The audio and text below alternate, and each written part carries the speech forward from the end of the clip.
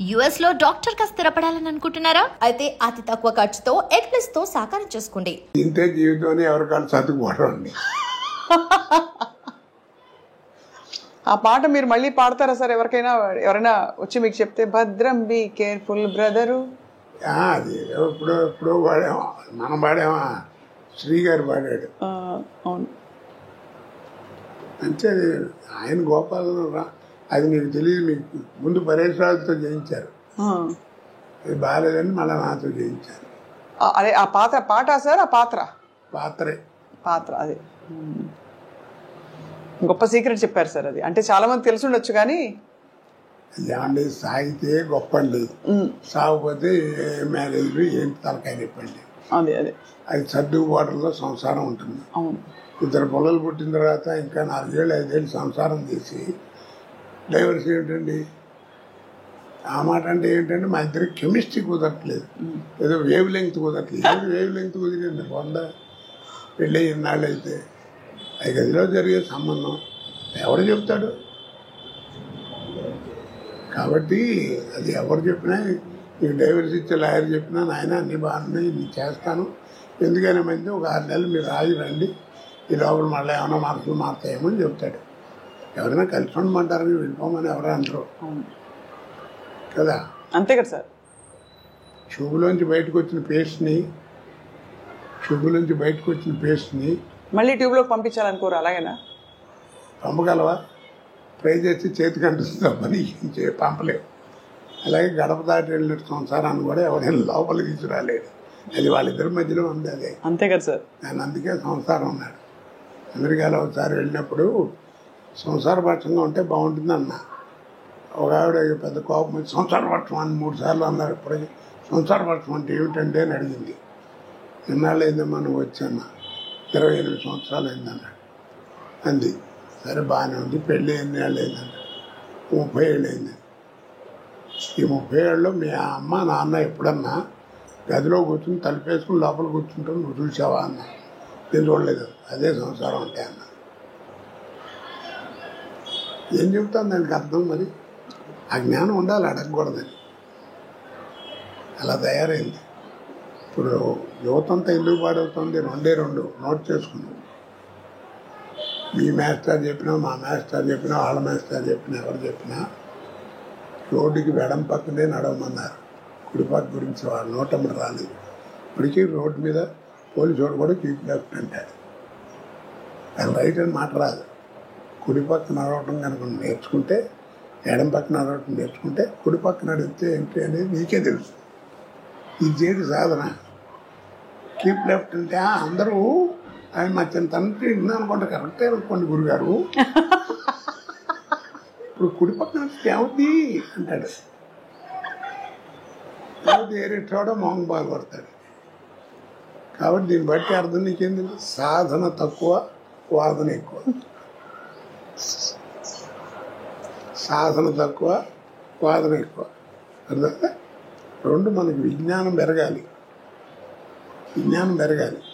మనకి టీవీలు వస్తున్నాయి, ఫోన్లు వస్తున్నాయి, సెల్ ఫోన్లు వస్తున్నాయి, ఇంకా రకరకాల విజ్ఞానం పెరుగుతుంది. కానీ మనకి జ్ఞానం పోగొట్టుకుంటున్నాం. అమ్మ అని పిలవాలనే జ్ఞానం పోయింది. అది తప్పు కదా. మాతృభాష అన్నారు. అరం వాడికి అరం, తెలుగు వాడికి తెలుగు, తమిళ వాడికి తెలుగు. వాళ్ళ మాతృభాష ఎవరు కాదు. తల్లితో సమానం అన్నారు. తల్లి పదం ఎంత గొప్పది.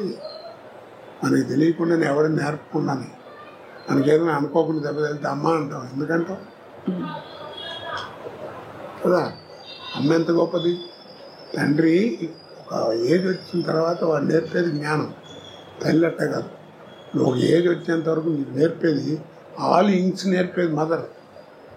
టాకింగ్, డ్రింకింగ్, వాకింగ్, సెట్టింగ్ అన్నీ నేర్పేది మదరే, తల్లి.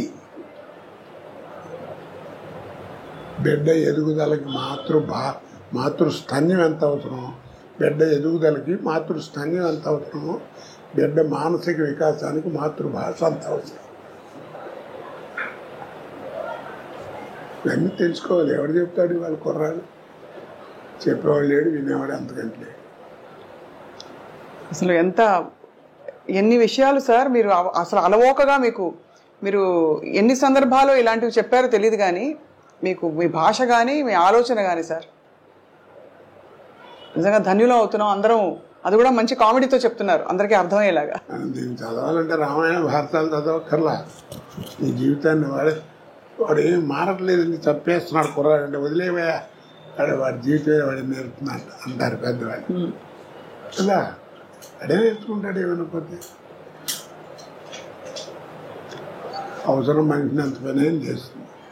సార్ చివరిగా ఒక మాట, మీరు బ్యాంకులో పనిచేశారు కాబట్టి ఈ తరం వాళ్ళకి డబ్బులు ఆదా చేయడం ఎలాగా? అనవసరం ఖర్చులు మానేయడం బెటర్. సింపుల్. దాచుకోవాలా డబ్బులు? అంటే చైనా వెళ్ళాను. అప్పుడు చైనా అంటే మనకంటే జనాభా ఎక్కువ, పూర్ కంట్రీ ఉంది కదా. అక్కడికి వెళ్తే పెద్ద స్వర్గంలా ఉంది. నాకు అనుమానం వచ్చి అక్కడ అడిగితే అక్కడ ఫైనాన్షియల్ కంట్రోల్ అంటే మన ఫైనాన్స్ మినిస్టర్ మేము విన్నది ఇలా అండి, ఇంత మార్పు వచ్చింది, స్వర్గంలా ఉంది, what is the secret behind it అని బోర్డు మీద ఒక సెంటెన్స్ రాశారు. No secret, we live according to our earnings అన్నాడు. డ్రైవర్ ఎలా ఉండాలి, డ్రైవర్ వాడే అలా ఉండాలి. అంతేగాని మా ఓనర్ అబ్బాయి వాళ్ళ అబ్బాయి టీవీ చూస్తున్నాడు నేను కూడా కొనాలంటారు. అని లోన్లు పెట్టడం, ఇన్స్టాల్మెంట్లు కొంటాం, ఇది చేసుకుంటే ఎవరు నువ్వే నష్టపోతావు. చాలా గొప్ప మాట సార్, ఇది చాలా అవసరం ఈ తరానికి. అందుకే అంత సూటిగా అడిగాను సార్. మొత్తం మీద సార్ అంత బిజీ నటనా జీవితం నుంచి మీరు రంగస్థలంతో పాటు మీకు రేడియో అనుభవం ఉంది. అన్ని పాత్రలు వేసిన తర్వాత ఇప్పుడు మీకు నటనకి దూరంగా ఉండడం అన్నది కొంత బాధ కలిగిస్తుందా, లేక హాయిగా జీవితం ఇలా బాగుందనిపిస్తుందా? ఇప్పుడు బాధ కదండి, అంటే తోచదు. ఫస్ట్ పాయింట్, రోజు 100-150 మంది మధ్యలో యాక్ట్ చేయడం కదా.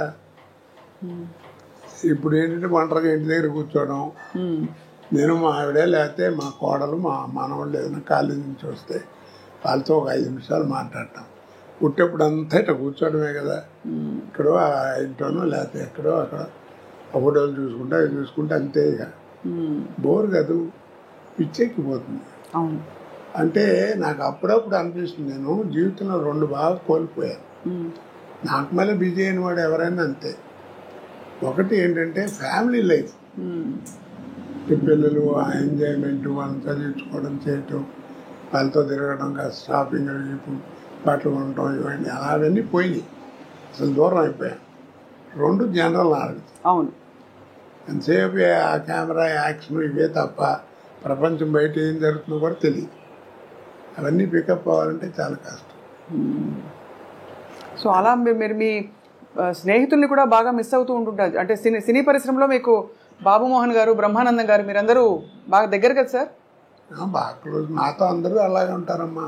ఎందుకంటే నేను ఎవరితో ఏం కాంట్రవర్సీ లేదు, నాకు పోలేదు, నేను పడతాను. అందరూ అంటారు ఏదో అని, అందరూ కావాలని కూర్చొని కామెడీ చెప్పించుకుంటారు. సినిమాల మీద జోకులు చెప్తామంటే వాళ్ళు చెప్పించుకుంటారు. అందుకని 40 సంవత్సరాలు బతకగలిగాయి. లేత కాంట్రవర్సీ అయితే ఇప్పుడు పంపించేవారు. ఏదో ఒకటి గురించి అనడానికి ఏముంది, అనాలంటే బోల్డ్ అనొచ్చు. నిజమే కదా సార్, అంతే. అంటే కానీ మీకు అనే అర్హత కూడా ఉంది ఒకవేళ. ఏదో అర్హత, ఎందుకంటే మీరు మీ స్వానుభవాలే కదా. మీరు 25 ఏళ్ళు రంగస్థల అనుభవం ఉందంటే అది తీసిపారలేని విషయం. ఆ రోజుల్లో మాండలికాలు ఇవన్నీ నేర్చుకోవటం అంటే తమాషానా. టీవీ వస్తుందని ఎవరు అనుకున్నారు కదా. నాటకాలు మొట్టమొదటి అసలు రేడియో లేని మన లేవు. అవును, అసలు రేడియో దగ్గర ఏంటంటే వాయిస్ని ఎలా ఉపయోగించుకోవాలి, మైక్ని ఎలా వాడుకోవాలి, ఎక్కడ ఒత్తు, ఎక్కడ కామా, ఎక్కడ ఫుల్ స్టాప్, ఇవన్నీ నేర్చుకుంది రేడియో దగ్గరే కదా. అవును, భాష. కాబట్టి అక్కడ అది పునాది రాయి. తర్వాత ఈరోజు పురోగతికి అదే పునాది రాయి. తర్వాత టీవీ వచ్చేవాడికి ఏమైపోయిందంటే మాకే థ్రిల్, నాకే. ప్రతివాడు ఫీల్ అవుతారు అది నటుడు. ఎందుకంటే నాటకాలు అంటే ఫోటోలు ఉంటాయి, ఇలా పెట్టిన ఒక యాక్షన్ ఫోటో ఉంటుంది, అలా ఉంటే అలా ఉంటుంది స్టడీగా. కానీ మనం నడిస్తే ఎట్లా ఉంటాం, మాట్లాడితే ఎట్లా ఉంటాం, అది ఎవరికి తెలియదు. మొట్టమొదటి నేను ఫీల్ అయింది నా లైఫ్లో నేను ఎక్స్ప్లెయిన్ చేయలేను థ్రిల్ ఏంటంటే 2 నిమిషాలు. గోవింద్ చౌదరి అని టీవీలో ఉండేవాడు, ప్రొడ్యూసరు. ఆయన రికార్డ్ చేసి ఫస్ట్ డే పండగ వచ్చింది నాటిక.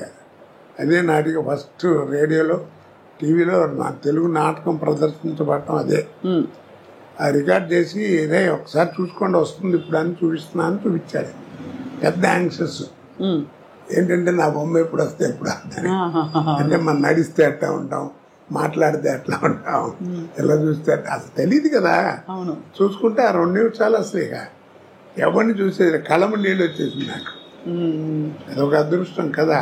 అవును అవును అవును. ఆ రోజుల్లో అదేది. తర్వాత సినిమా ఇప్పుడు. సో అలా మీరు మరి సినిమా నటన మీకు అలా అమర్నట్టుగా అన్ని క్యారెక్టర్స్ అద్భుతంగా వచ్చి పడ్డాయి. ఒక్కొక్కటి ఒక ఒక రకం, ఒక అన్ని రసాలు, అంటే మధ్య మధ్యలో నవరసాల్లో లేని రసాలు కూడా పండించారు మీరు. అదే ఇప్పుడు ఒక మాట చెప్పినా నేను. చెప్పండి సార్. ఆర్ట్ అనేది ఒకటి ఇచ్చేది కాదు, ఒకటి పెట్టేది కాదు.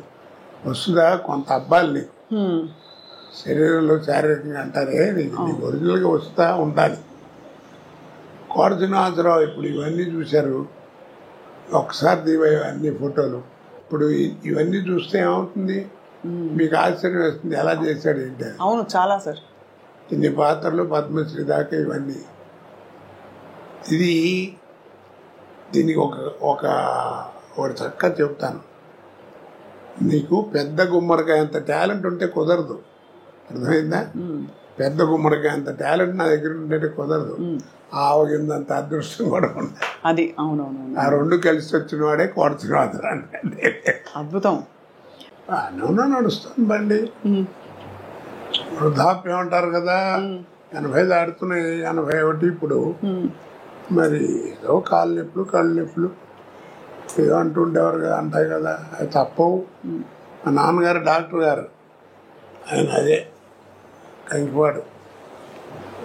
అయితే మా నాన్నగారి దగ్గరికి ఎవరన్నా వస్తే నీకు ఎన్ని ఏళ్ళు రానేవాడు.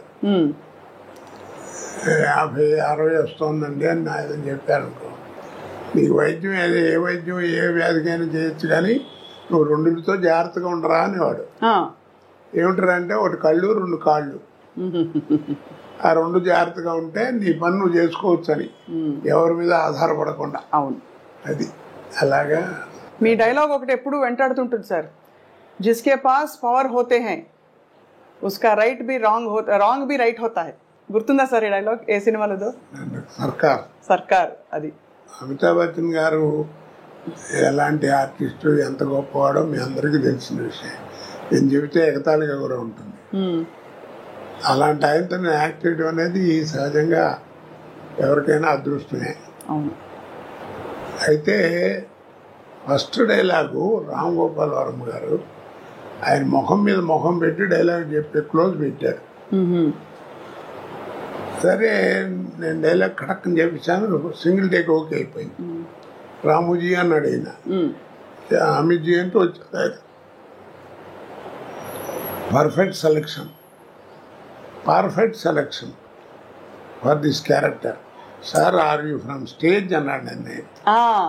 అంటేను నేను I acted on the stage for 25 years. Yes, that potentiality I am seeing you. అనగానే వాళ్ళ అబ్బాయి కూడా అక్కడ ఉన్నాడు, ఏదో ఫోన్ మాడుతూ పక్కకి. అమీన్ అన్నాడు, అప్ప అని వచ్చాడు. Is mister Srinivasarao from Hyderabad. It is a great privilege to you to act with him అన్నాడు. అది నాకు అప్పుడే సర్టిఫికెట్లో అనిపించింది. అబ్బో అవును, ఆయనతో మాట అనిపించుకోవడం మాటలు కాదు కదా. అలాగా ఒక ఇది.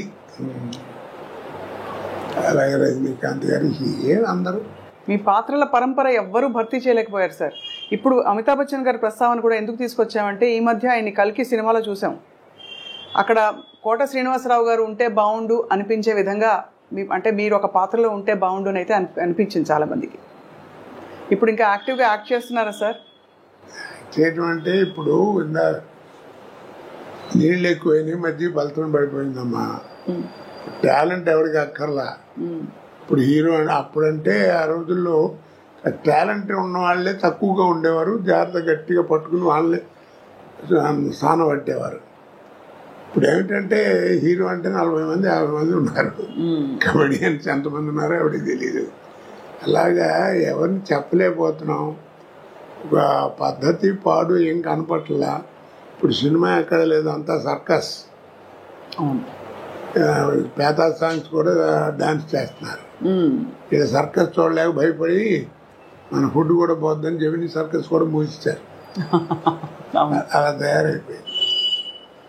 ఆ క్వాలిటీ అవి పోయినాయి, ఆ కథలు పోయినాయి, అవన్నీ పోయినాయి. అప్పట్లో ఏమిటంటే సినిమా ప్రభావం మనుషుల మీద ఎక్కువ ఉండేది.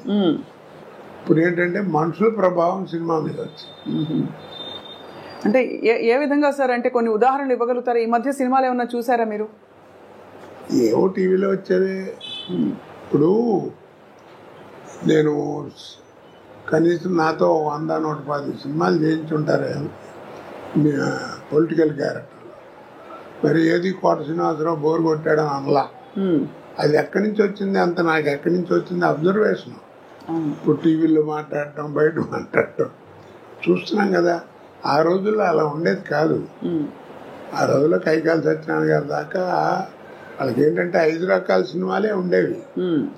సాంఘికం, పౌరాణికం, జానపదం, చారిత్రాత్మకం, కౌబాయ్. 5 సినిమాలు.